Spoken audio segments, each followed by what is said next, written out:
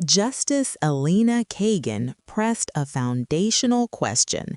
Can someone ever argue that a sex-based rule fails for a small group of people? As long as the classification is facially valid, a person does not get to come in and say that with respect to some subclass, a small subclass in this case, a person doesn't get to say with respect to some subclass, there's a mismatch, that the justification has run out, that the justification doesn't apply.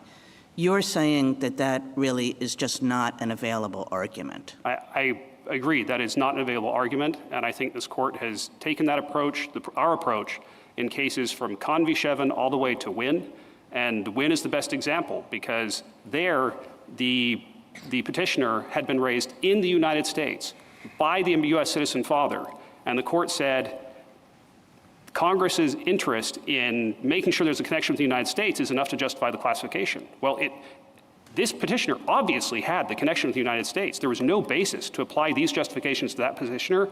Didn't matter. I mean, one thing that this case could be about is, and in this case I mean generally, this litigation, is whether the plaintiffs are right here that there is a mismatch, right? You know, and some of your briefing addresses that question, right? You can take all the hormones in the world, you can take all the puberty blockers in the world, you say, and there still will be a competitive advantage. That's one thing that this litigation could be about and one way to resolve this litigation. Another thing that this litigation could be about is this deeper and, as I say, surprisingly unanswered in my mind, equal protection question about what an as-applied equal protection challenge is and whether they exist. And I guess, you know, you're suggesting that we should, well, I don't really know what you're suggesting, because here you're saying, look, just do it that way.